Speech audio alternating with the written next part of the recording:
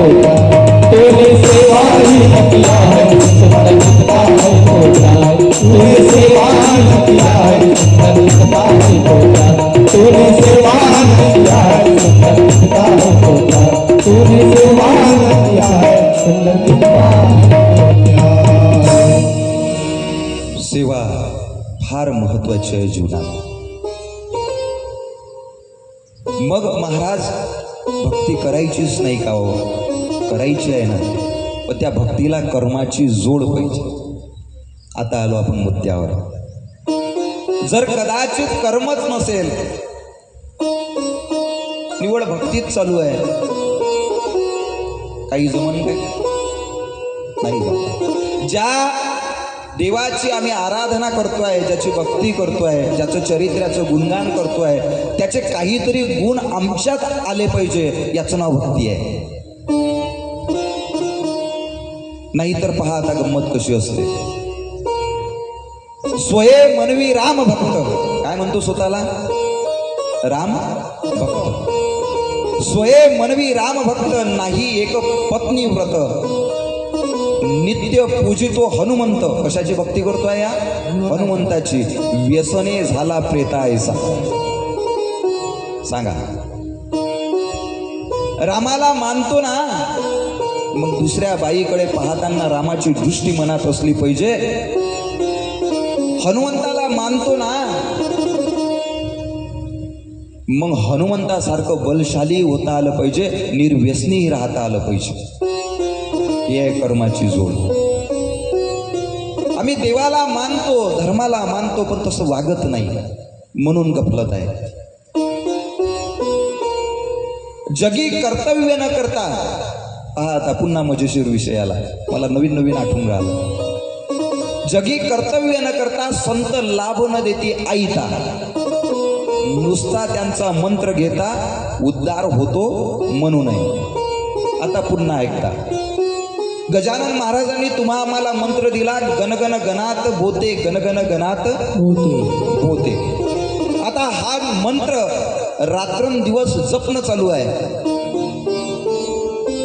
पण ज्या गजानन महाराजांनी उष्ट्या पतळीवरचं अन्न सुद्धा वेचून खाल्लं, अन्न हे परब्रह्म हे ज्यांनी मानलं, हे तत्व ज्यांनी अंगीकारलं, आम्ही त्यांचा मंत्र घेतोय, परंतु प्लेटच्या प्लेट जर आमच्या ताटात उष्ट अन्न घेऊन आम्ही फेकत असू, तर आम्ही गजानन महाराजला मानतो की नाही मानत? प्रश्न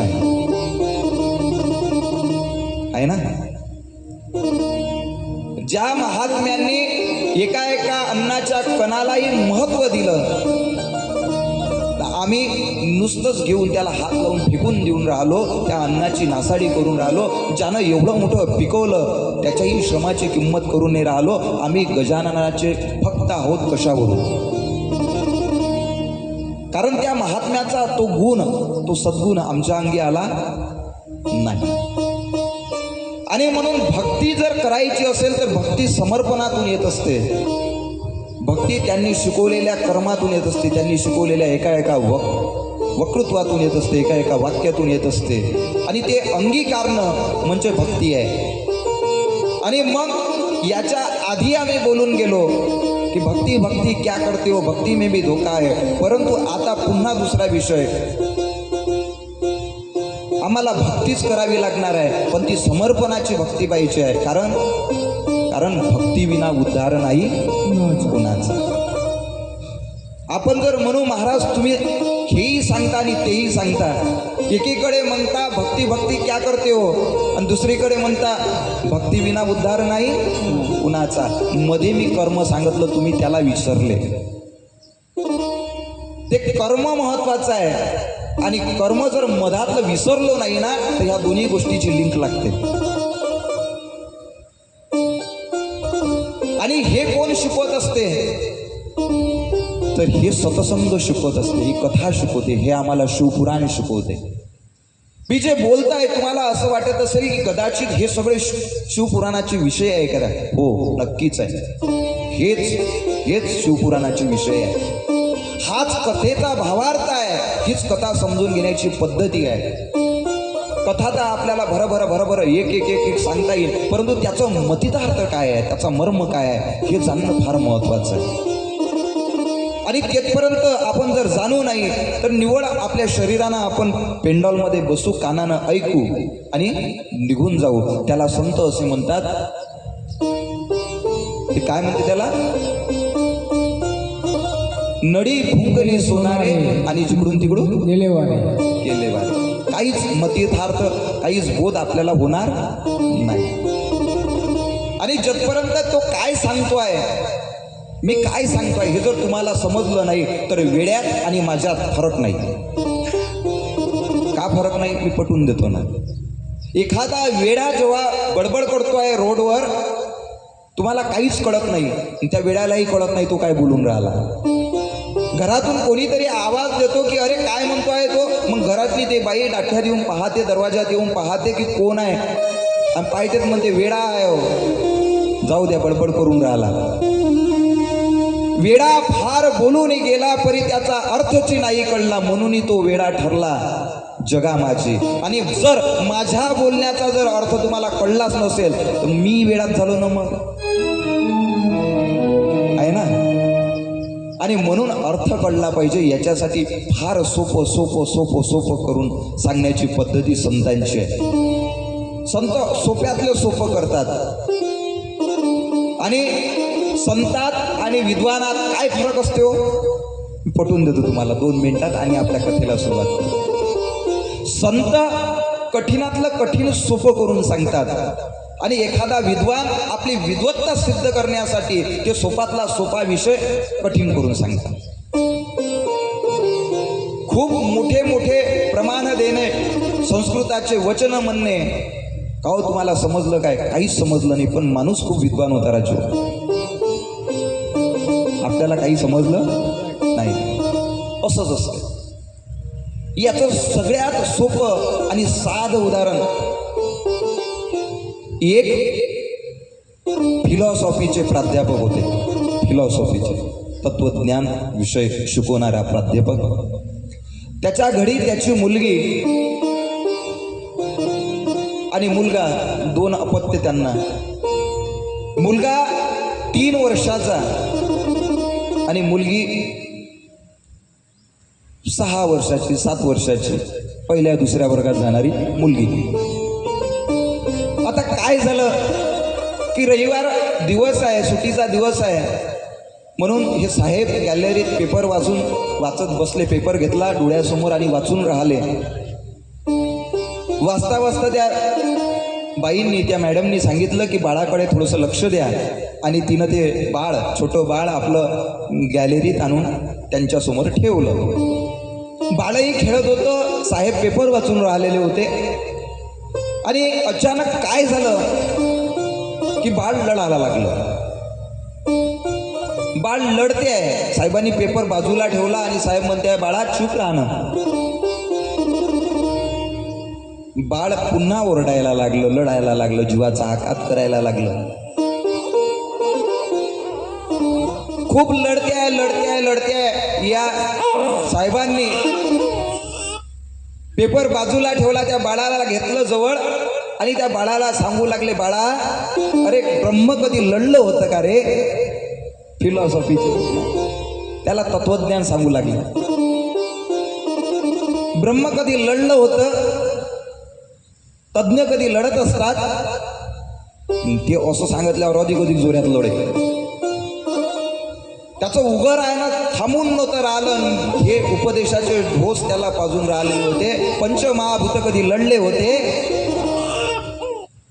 लढून राहिलं, जोरात लढते आहे. आणि हा लढण्याचा आवाज त्या पहिल्या दुसऱ्या वर्गात असलेल्या चिमुकलीनं ऐकला आणि ती आपल्या रूममधून धावत आली. त्याला जवळ घेतलं आणि त्याला काय म्हणते, अडगुलं मडगुलं सोन्याचं कडगुलं, अडगुलं मडगुलं सोन्याचं कडगुलं, अडगुलं मडगुलं सोन्याचं कडगुलं. बाळ चूप राहिलं. बाळ लढाचं थांबलं. हे काय अडगुलं मडगुलं सोन्याचं कडगुलं? अरे त्या बाळाचं वय काय, तुम्ही त्याला काय सांगताय काय?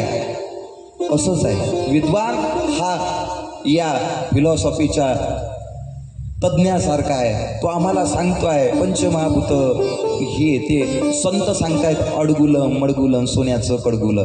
किती सोपी भाषा आहे हो संतांची. एवढ्या सोप्या पद्धतीनं संतांनी आम्हाला समजून सांगितलं आहे. आणि म्हणून इतरत्र कुठंच न जाता आम्ही संतांच्या मागे लागलो पाहिजे. जावे त्यांच्या मागे मागे. कुठं गेलो पाहिजे आम्ही? जे संत सांगतात त्यांचं आम्ही ऐकलं पाहिजे आणि त्यांच्या मागं लागलो पाहिजे. तेव्हा आमच्या जीवाचा उद्धार होत असतो.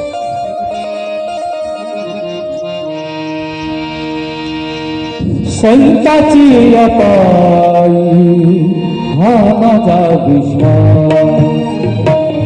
संताची अपाई हा माझा विश्वास. संताची अपाई हा माझा विश्वास. संताची अपाई हा माझा विश्वास. संताची अपाई हा माझा विश्वास. संताची अपाई हा माझा विश्वास. संताची अपाई हा माझा विश्वास. संताची अपाई हा माझा विश्वास. सर्व भागदास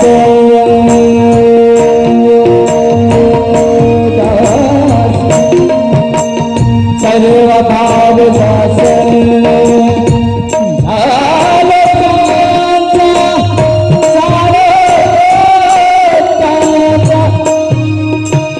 सर्व भागदास दास झालो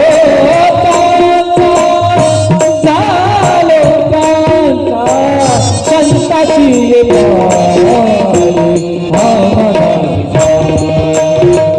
संताची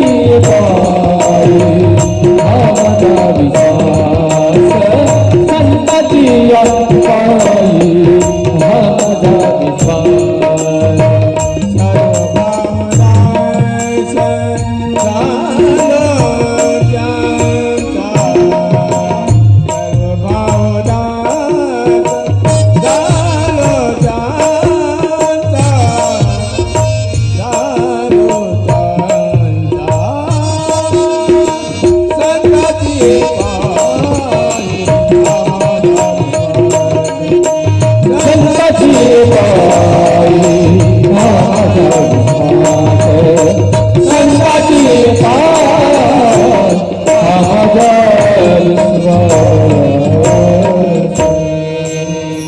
संतांच्या पायी हा माझा विश्वास.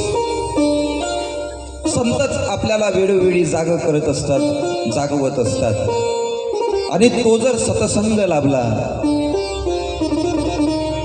जसा या गुणनिधीला सतसंग लाभला, त्या वातावरणात तो राहिला, विचार जरी दुसरा असला